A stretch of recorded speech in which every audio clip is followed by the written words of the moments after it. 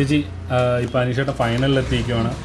കപ്പിൻ്റെ അല്ലെങ്കിൽ വിജയി അറിയാൻ നിമിഷങ്ങൾ മാത്രമേ ഉള്ളൂ ബാക്കി. ഈ സമയത്ത് ചേച്ചിക്ക് എന്താണ് പ്രതീക്ഷ?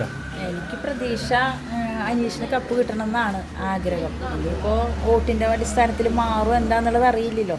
പ്രാർത്ഥനയും അത് തന്നെയാണ്, അത്രേ അറിയുള്ളൂ. അനീഷ് എന്നുള്ളൊരു വ്യക്തി നാട്ടിലൊക്കെ എങ്ങനെയാണ്? നല്ല കുട്ടിയവൻ, ആരും ഒരു മോശം അഭിപ്രായം പറയണില്ല.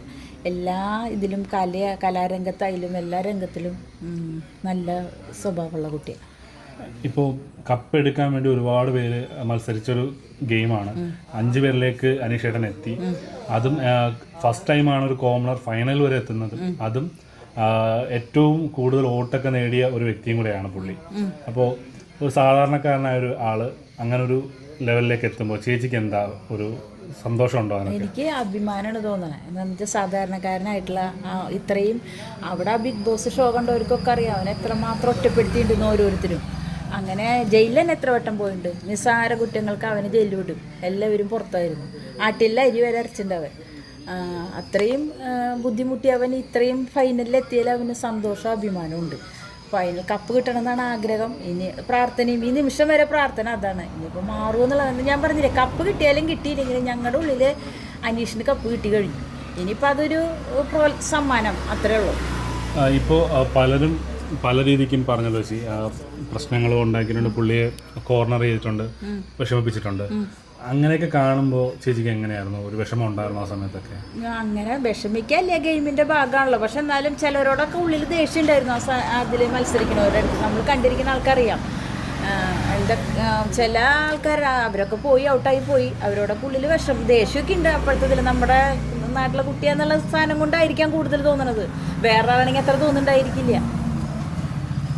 അപ്പോൾ കപ്പെടുത്ത് വരണം. ഇപ്പം നിമിഷങ്ങൾ മാത്രമേ ഉള്ളൂ വിജയം അറിയാനായിട്ട്. എന്നാലും കപ്പെടുക്കണമെന്ന് ഇപ്പോഴും പ്രാർത്ഥനയുണ്ട്, അത്രേ പറയാൻ പറ്റുള്ളൂ. ഇപ്പോൾ ഓരോ ന്യൂസ് ചാനലൊക്കെ പറയുന്നുണ്ട് 2ാം സ്ഥാനമാണ്, അങ്ങനെ ഇങ്ങനെ ഏതാണെന്ന് അറിയില്ല. ലൈവ് പ്രോഗ്രാം അറിഞ്ഞാലല്ലേ പറ്റുള്ളൂ. കിട്ടട്ടെ എന്ന് പ്രാർത്ഥിക്കുന്നു. ഞാൻ പറഞ്ഞു ഞങ്ങളുടെ മനസ്സിൽ കപ്പെടുത്ത് കഴിഞ്ഞു അവൻ. അത് ഞാനൊരു ആമ്പിള്ളേരൊക്കെ ഇവിടെ ചെയ്തിട്ടുണ്ടായിരിക്കും, സംഘടനകളൊക്കെ ചെയ്തിട്ടുണ്ടായിരിക്കും. നമുക്കറിയില്ല, പാർട്ടിക്കാർ ഇവിടെ പള്ളിക്കാർ അങ്ങനെയൊക്കെ ചെയ്തിട്ടുണ്ടായിരിക്കും. എന്തായാലും എനിക്ക് വളരെ സന്തോഷമുണ്ട്. ഇനി അവൻ കപ്പെടുത്തില്ലെങ്കിലും വിരോധമില്ല. ചേച്ചി ഇപ്പം നിങ്ങൾ പറഞ്ഞ പോലെ നിങ്ങളുടെയൊക്കെ മനസ്സിൽ അനീഷേട്ടൻ കപ്പെടുത്ത് കഴിഞ്ഞു. എന്നാൽ ഇപ്പോൾ അനീഷേട്ടനല്ല കപ്പ് കിട്ടുന്നതെങ്കിൽ, അങ്ങനെ ഒരിക്കലും എന്താ അനീഷേട്ടനാണ് കിട്ടണേ നമുക്ക് പ്രാർത്ഥിക്കുമെങ്കിലും അനീഷേട്ടനല്ല കിട്ടുന്നതെങ്കിൽ ആരെടുക്കാനാണ്? വേറൊരാൾ വിജയിക്കുന്നതെന്ന് ആഗ്രഹം? അനുമോളായിരിക്കും. അനുമോൾക്ക് കിട്ടാൻ വഴി. 2ാം സ്ഥാനം അനുവിനാണല്ലോ, അനുവിനെ കിട്ടുള്ളൂ. അനു ജയിക്കുന്നതിലും സന്തോഷമുണ്ടോ? ഞങ്ങളുടെ അനീഷ് ജയിക്കുന്നതിലാണ് എനിക്ക് സന്തോഷം. ഇനിയിപ്പോൾ അനു ജയിച്ചപ്പോൾ നമുക്കൊന്നും ചെയ്യാൻ പറ്റില്ല, ബിഗ് ബോസുകാരല്ലേ. എന്നാലും ഇപ്പോൾ അനുവിൻ്റെ പേരിൽ ഒരുപാട് കംപ്ലൈൻറ്റുകളൊക്കെ പുറത്ത് പറയുന്നുണ്ട്, PR ചെയ്ത് പൈസ കൊടുത്ത് ജയിക്കുന്നുണ്ടൊക്കെ.